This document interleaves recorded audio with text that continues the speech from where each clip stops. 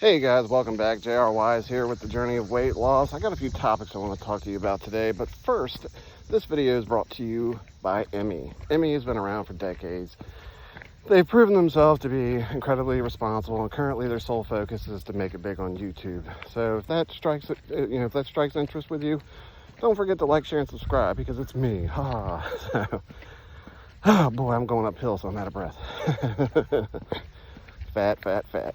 Anyhow, so I want to talk to you guys about some sober DUI arrest and a company called Lily J, and watch what you believe on the internet. And what was the other one? Law Nerds United video I saw for another sober DUI arrest, and a false arrest from Random Patriot. So let's get going. But first, I wanted to mention something. I've been doing a lot of research about movies and stuff, and it occurred to me there's not a whole lot of movies out there where it comes from the perspective of the villain.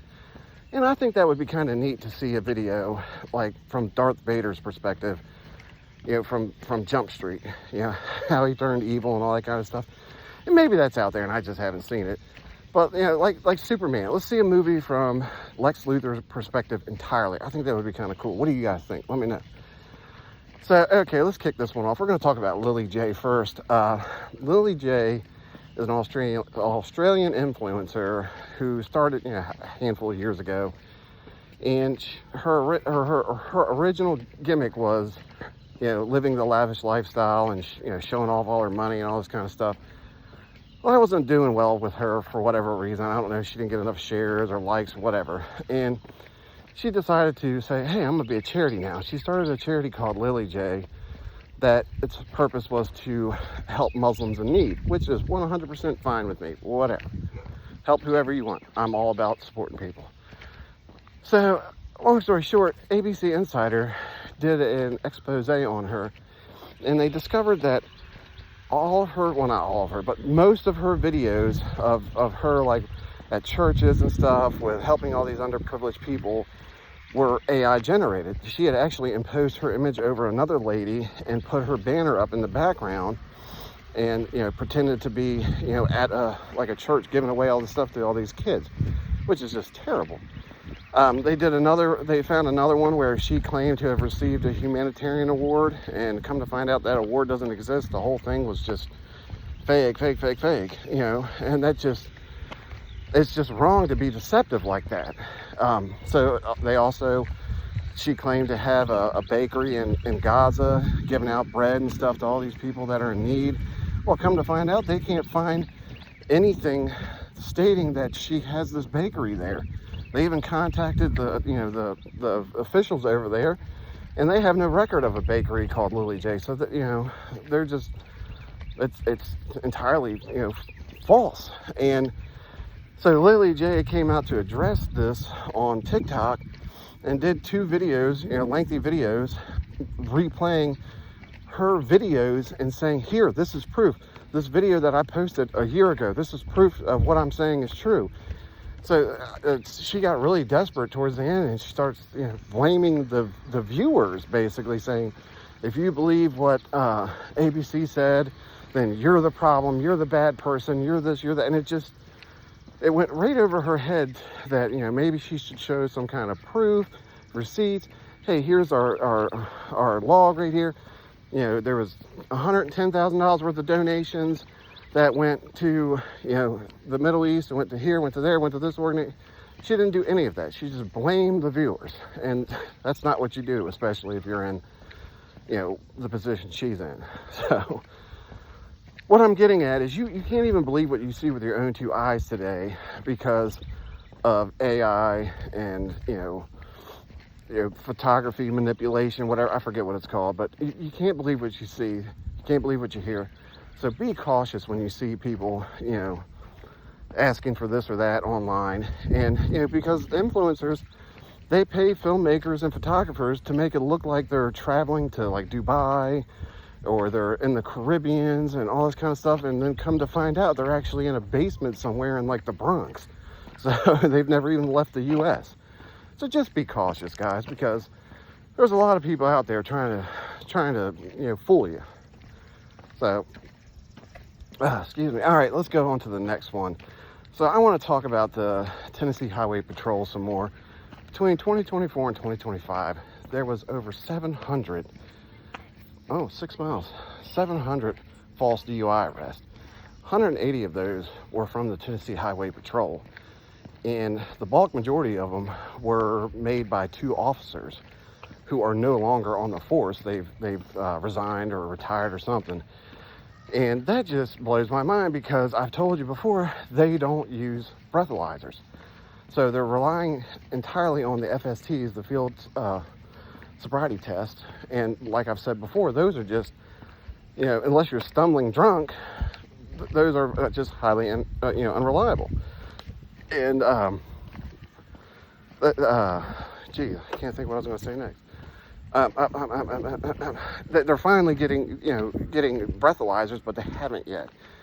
So if you're in Tennessee, don't risk it, man. Just because if you have a beer and then you drive, you're under the legal limit. But these guys will put you in jail for driving drunk, because that's how they operate. It's all about statistics and making that arrest.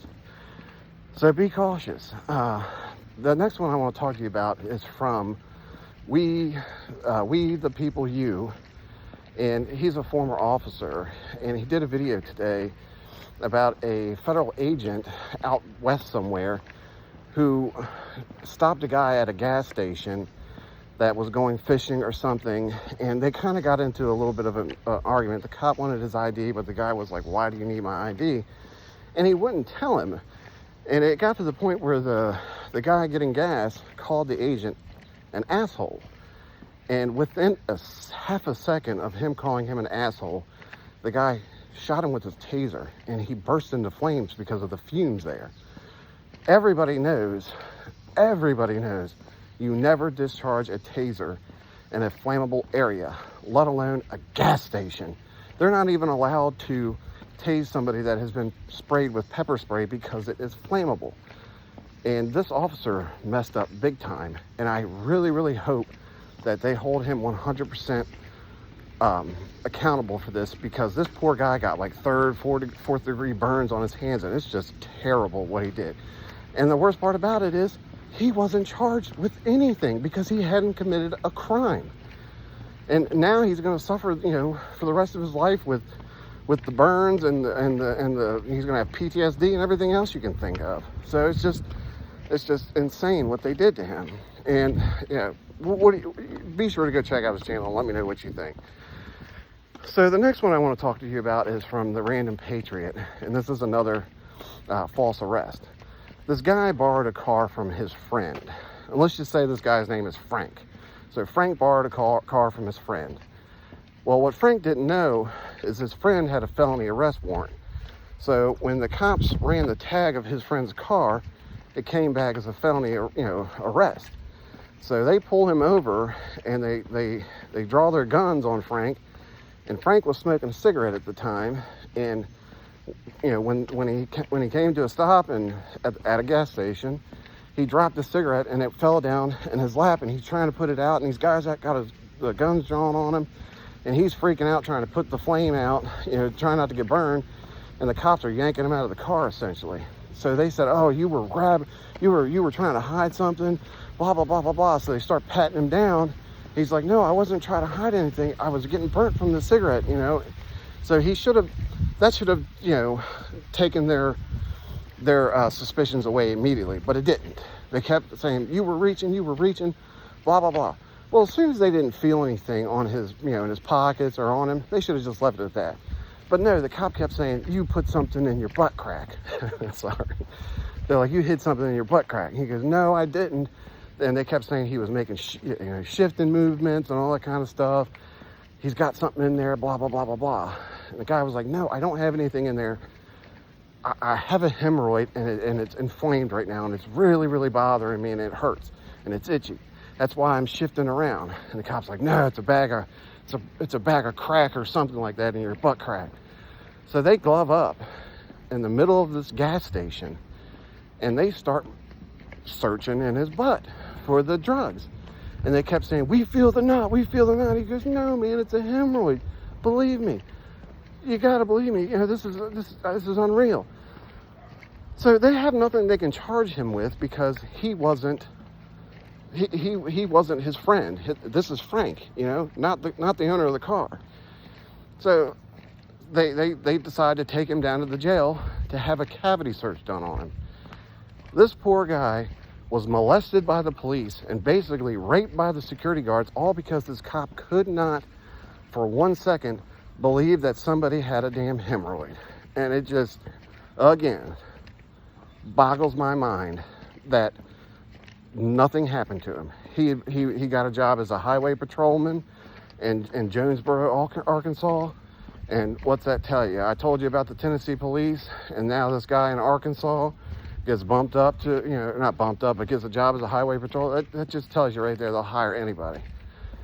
So anyhow, Frank ended up, you know, getting embarrassed in front of his girlfriend. I forgot to mention that she was with him and had to watch this whole thing. And this poor guy, you know, gets molested out in the parking lot, then basically gets raped at the damn jail. You know, I know I'm exaggerating when I say rape, but he had a cavity search done to him. Can you imagine how embarrassing this whole thing was for him? All because he had a medical condition. And to me, that sounds like, you know, a lawsuit in the making, but who the hell knows? You know, qualified immunity. You know, that's all I ever hear. So, and like I said, they didn't have anything to charge him with. But what Frank didn't know is his license had been suspended for something. He didn't know that at the time, and the cops didn't know it until they were already at the station having a cavity search done on him. And so that was the only thing he ended up getting out of that whole situation, which just ticks me off to hear, but it's not surprising. They kept saying he was making weird movements. What do you think? You know, am I crazy for thinking that, you know, why can't the cops just believe somebody for once? I know they get lied to all the time. They have a tough job, but come on, guys, you got to start using your best judgment out here, and they're not doing it. They're not trained thoroughly enough. That's just my opinion. They go to this 8 to 20 week training program to get their law enforcement certification, and then you're entrusting them with a gun badge and the ability to take somebody's freedom away. And I just think it needs to be longer. So the next one I want to talk to you guys about, I saw on Law Nerds United, and this lady was out with a group of friends somewhere, and her car ended up having a flat tire, and she had to move it from wherever because, you know, they didn't want it parked there. So she moved it down the street, out of the way, and she had a drink, but she wasn't drunk. And she gets out of the car with her friends, and like 2 or 3 minutes later, a cop pulls up, and the cop says, "Did you drive your car?" She goes, "Yeah, I had to move it because it had a flat tire, and they asked me to get out of the way." And that's it. She wasn't drunk, 3 sheets to the wind, nothing like that. Just had a drink. Well, that was suspicious to them, so they call another cop. They come down there, they get in her, you know, business and everything, and they're like, "Oh, did you drive?" She goes, I moved it, that's it. I wasn't driving it when it had a flat tire. It had a flat tire before I drove it. I moved it out of the way. Well, they arrest her for driving under the influence. So this whole thing goes to trial, or not trial. Well, yeah, it does go to trial. And her lawyer does a suppression hearing. And they subpoena these 2 cops to come testify.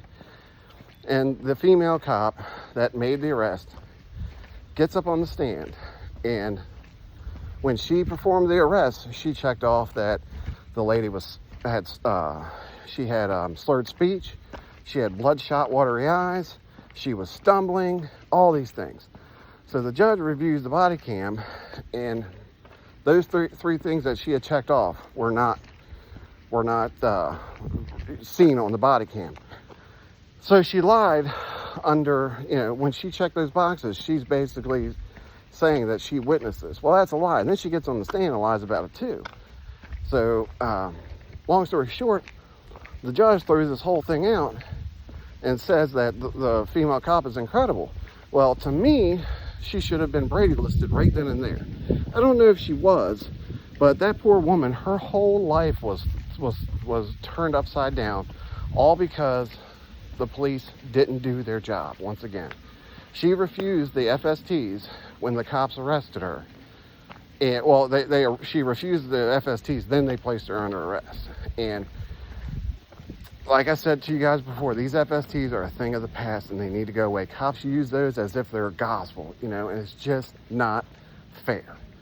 So anyhow, let me know your thoughts, guys. Don't forget to like, share, and subscribe.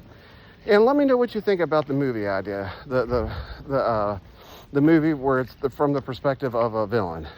And if there's already one out there that I should watch, let me know. I'm interested. So, all right, guys, take care.